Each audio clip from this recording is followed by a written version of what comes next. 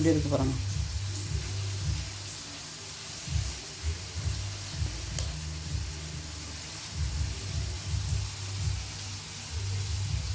மேலே வந்து லைட்டாக குழகுழப்பாக இருக்குது. ஆனால் மீன் வந்து நல்லா ருசியாக இருக்கும். இதை பொரிக்கிறதோட குழம்பு வச்சா ரொம்ப சூப்பராக இருப்பார். பாருங்கள் எந்த அளவுக்கு வந்து மீன் ஃப்ரெஷ்ஷாக இருக்குன்னு பாருங்கள். நம்ம ஊரில் போட்டு மீன் சொல்லுவாங்களோ அதுதான் இது. பாருங்கள் நல்லா ஃப்ரெஷ்ஷான மீன், கடல் மீன் தான் இது. ஆஞ்சிட்டு காட்டுறேன். ஃப்ரெஷ்ஷான மீன் எப்படி கண்டுபிடிக்கணும்னா இந்த பூ வச்சு தான் கண்டுபிடிப்பாங்க. மீனோட பூ இதை வச்சு தான் வந்து கண்டுபிடிப்பாங்க. இது வந்து கொஞ்சம் கருப்பு கலரில் மங்கலாக இருந்ததுன்னா அது ஃப்ரெஷ்ஷான மீன் இல்லைன்னு சொல்லுவாங்க. பாருங்கள் அந்த பூ வந்து பச்சை பச்சைன்னு இருக்குது பாருங்கள். நல்லா ரத்தம் கவிஞ்சிக்கிட்டு நல்லா வந்து ரெட் கலரில் இருக்குது பாருங்கள். இது வந்து பார்த்தாக்கா ஃப்ரெஷ்ஷான மீன். ஒரு வழவழப்பு இருக்கும் பாருங்கள். ஒரு குழகுழன்னு இருக்குது பாருங்கள். அதுனா ஃப்ரெஷ்ஷான மீன் அர்த்தம். மீனை கட் பண்ணேன். இதில் வந்து செனை இருக்குது.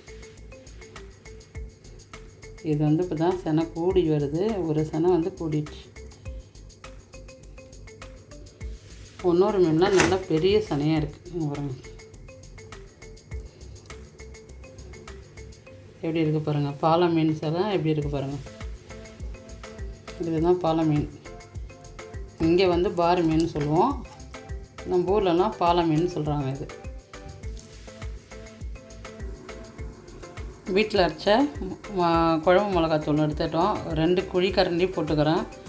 தேவையான காரத்துக்கு நீங்கள் யூஸ் பண்ணிக்கோங்க. ஸ்பூன் வந்து காஷ்மீர் சில்லி போட்டுக்கிறோம் கலருக்காக. காரம் அதிகமாக இருக்காது, நீங்கள் பார்த்து போட்டுக்கோங்க. இதில் வந்து இப்போ கல் உப்பு போட்டுக்கலாம். தேவையான அளவு கல் உப்பு போட்டுக்கோங்க.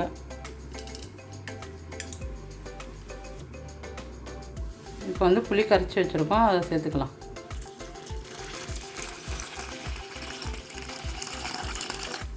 நீங்கள் புளிப்புக்கு தகுந்த மாதிரி புளிப்பை சேர்த்துக்கோங்க. 3 பச்சை மிளகா வந்து முழுசாக சேர்த்துக்க போகிறேன். முழுசாக சேர்த்து அதை வந்து வேக வச்சு சாப்பாட்டில் பிசைஞ்சு சாப்பிட்டோன்னா அது வாசனையே சூப்பராக இருக்கும். பச்சை மிளகா எனக்கு ரொம்ப பிடிக்கும். அப்புறம் பார்த்திங்கன்னா ஒரு வெங்காயம் வெட்டி வச்சுருக்கேன், அதையும் சேர்த்துக்கலாம்.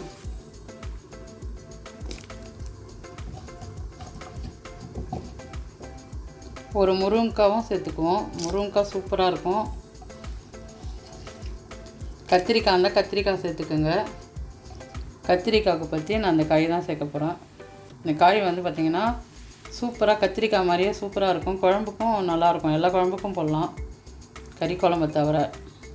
தக்காளி வெட்டி வச்சுருக்கோம். ஒரு தக்காளி போட்டு பிசைஞ்சிக்கலாம். இப்போ வந்து தக்காளி வந்து நம்ம நல்ல குழம்புல வந்து கரைச்சி விட்டுக்குவோம். தூள், குழம்பு, தக்காளி, தூள், வெங்காயம் எல்லாத்தையும் வந்து அப்படியே குழம்போடு வந்து நம்ம கையை வச்சு கரைச்சிக்கணும். பார்த்திங்கன்னா எல்லாமே கரைச்சி தேவையான அளவுக்கு நான் தண்ணி கொஞ்சம் விட்டு ரெடி பண்ணி வச்சுட்டேன். இப்போ வந்து நம்ம வெட்டி வச்ச காயை சேர்த்துக்குவோம். காய் பேர் வந்து க்ருஷத், இது பேர். அப்படியே போட்டுக்கலாம். எதுவுமே வதக்க தேவையில்லை. இந்த மாதிரி ஒரு குழம்பு வச்சு ஒரு நாள் சாப்பிட்டு பாருங்கள், எவ்வளோ டேஸ்ட்டாக இருக்கும்னு நீங்களே சொல்லுவீங்க. இவருக்கு வந்து இப்போ ஃபைனல் முடிச்சாச்சு. எல்லாமே நம்ம வந்து அடுப்பில் தூக்கி வைக்க வேண்டியது தான். இன்னும் முக்கியமான ஒன்று சேர்க்கணும். சேர்க்கக்குள்ளே காட்டுறோம். பார்த்திங்கன்னா வெந்தயம் வந்து 1/2 ஸ்பூன் போட்டிருக்கேன். இவர் வந்து ரொம்ப மீன் குழம்புக்கும் ரொம்ப முக்கியமான ஒரு வெந்தயம் வந்து 1/2 ஸ்பூன் நான் போட்டுக்கிறேன். வெந்தயத்தை கூட நான் பச்சையாக தான் போட்டிருக்கேன். இப்போ நம்ம வந்து வானலில் குழம்பை ஊற்றி நம்ம கரைச்சி வச்சுருக்கிற குழம்பை வந்து நம்ம ரெடி பண்ணி வச்சுக்கிற குழம்பு அப்படியே ஊற்றிக்கும்.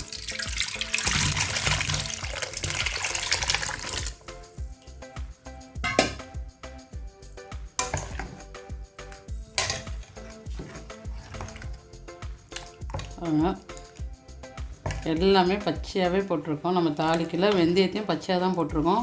நம்ம அப்படியே வந்து இப்போ வந்து மீனை, இந்த குழம்பு வந்து அப்படியே நம்ம கொதிக்க வச்சுட்டு, கொதி வந்த பிறகு நம்ம மீனையும் இன்னொரு ஐட்டம் எடுத்து வச்சுருக்கோம், அதையும் சேர்த்துக்கலாம். பாருங்கள், அரை வெங்காயம், அரை தக்காளி அரைச்சி வச்சுருக்கேன். இதை மீன் போடக்குள்ளே நம்ம இதை வந்து கூட சேர்த்து ஊற்றிக்குவோம். நல்லாயிருக்கும், ரொம்ப ருசியாக இருக்கும், நல்லாவும் இருக்கும். மீன் குழம்புக்கு மெயின் வந்து சாப்பாடு. இந்த சாதம் வந்து எப்படி இருக்கணும்னா கொஞ்சம் குழஞ்சிருக்கணும். எங்களுக்கு வந்து கொஞ்சம் குழஞ்சி சாப்பிட்டா தான் நல்லாயிருக்கும் மீன் குழம்புக்கு. சுட சுட அதுவும் நான் வந்து அடுப்பில் வச்சுட்டேன். மீன் குழம்பு இறக்கணுன்னே சூடாக போட்டு சாப்பிட்றோம். பார்த்திங்கன்னா நல்லா மீன் குழம்பு வந்து கொதித்து வந்துடுச்சு. இந்த டைமில் வந்து நம்ம அரைச்சி வச்சுக்கிற வெங்காயத்தை சேர்த்துக்கலாம்.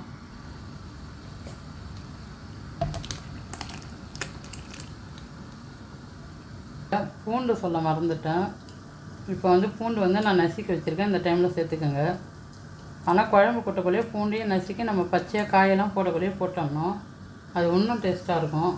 நான் வந்து மறந்ததுனால இப்போ கொதி வந்த பிறகு போடுறேன். இப்போ பூண்டு போட்டதுக்கப்புறம் ஒரு நிமிஷம் கொதிக்க விட்டுட்டு அதுக்கப்புறம் மீன் போட்டுக்கலாம். என்ன மீன் குழம்பு வச்சாலும் கண்டிப்பாக பூண்டு சேர்க்கணும். அப்போ தான் வந்து அந்த கவுச்சி வாடையெல்லாம் இல்லாமல் இருக்கும், நல்லாவும் இருக்கும்.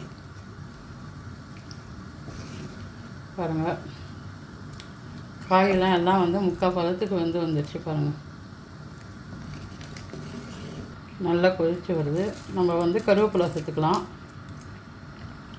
மீனை மஞ்சத்தூளும் உப்பு போட்டு நல்லா கழுவி சுத்தம் பண்ணி வச்சுருக்கோம். இப்போ மீனை சேர்த்துக்கலாம். தண்ணி இல்லாமல் சேர்த்துக்குங்க.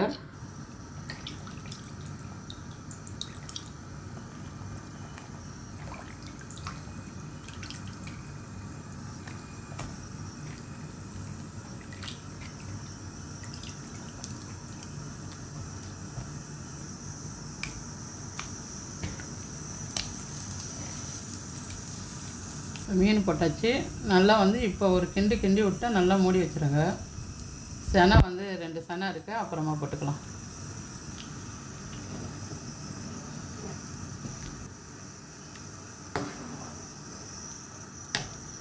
இந்த மீன் கரையவே கரையாது, நல்லாயிருக்கும். நீங்கள் கிண்ணா கூட மீன் கரையாது, நல்லாயிருக்கும்.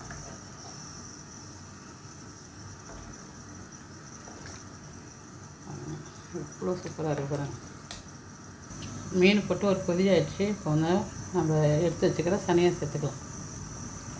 ஒரு ஓரமாக போட்டோம் பாருங்கள். கமகமன்னு நல்லா செம்ம வாசனையாக இருக்குது மீன் குழம்பு. இந்த கொதி குழம்புக்கு வந்து இஞ்சி சேர்க்கக்கூடாது, பூண்டு மட்டும்தான் சேர்க்கணும். நல்ல வாசனையாக இருக்குது. குழம்பு ரெடி ஆகிடுச்சு பாருங்கள். எண்ணெய் பிரிஞ்சு வருது. நான் எண்ணெயே போடலை பாருங்கள். கொழுப்பு மீனில் இருக்கிற அந்த கொழுப்பே எண்ணெய் மாதிரி எப்படி பிரிஞ்சு வருது பாருங்கள். எண்ணெயே ஊற்றலை, தாளிக்கலை. கொதி குழம்பு நமக்கு ரெடி. பாலை மீன் கொதி குழம்பு. இப்போ நம்ம இறக்கிடலாம். காய் எல்லாமே வந்துடுச்சு. சுட சுட சாப்பாடு போட்டுக்குவோம்.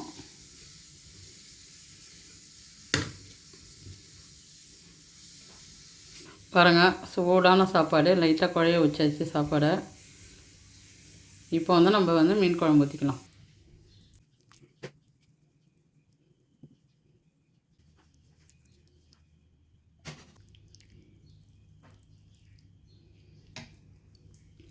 சூடான மீன், சூடான குழம்பு.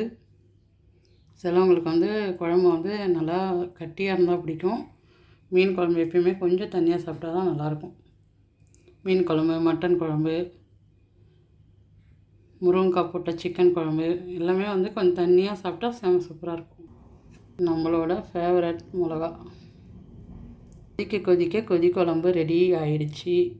செய்ய தெரியாதவங்க கூட இந்த மாதிரி செஞ்சிங்கன்னா சூப்பராக இருக்கும் மீன் குழம்பு.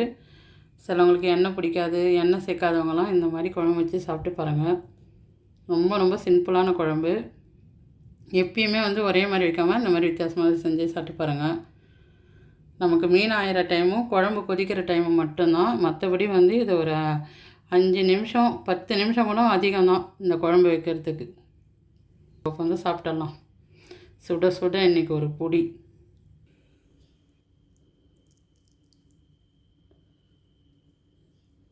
அப்படியே சூப்பராக மணல் மாதிரி இருக்குது பாருங்கள் மீன். உப்பு, புளிப்பு, காரம் எல்லாம் நல்லாயிருக்கு. எனக்கு சூப்பராக இருக்குது. உங்களுக்கு நீங்கள் காரத்துக்கு தகுந்த மாதிரி வச்சுக்கோங்க. மிளகாவை அப்படி நசுக்கி இப்படி சோத்தில் வச்சு பிசைஞ்சி காய பாருங்க, நல்லா வந்துடுச்சு.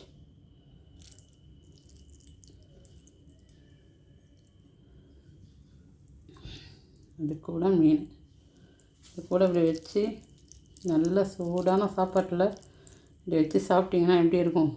சூப்பராக இருக்கும். எனக்கு இந்த மாதிரி சாப்பிட பிடிக்கும். நல்ல காரம் சாரமாக பிடிக்கும் எனக்கு. நீங்களும் இதே மாதிரி வச்சு சாப்பிட்டு பாருங்கள். அப்புறமேட்டு நீங்களே கமெண்ட் பண்ணுவீங்க எனக்கு சூப்பராக இருந்தது அப்படின்னு சொல்லிவிட்டு. எண்ணெய் சேர்க்காதவங்களுக்கு கண்டிப்பாக இந்த மாதிரி செஞ்சு சாப்பிட்டு பாருங்கள். சூப்பராக சுவையாக இருக்கும். வீடியோ பார்த்தவங்களுக்கு ரொம்ப ரொம்ப நன்றி. Audio Jungle.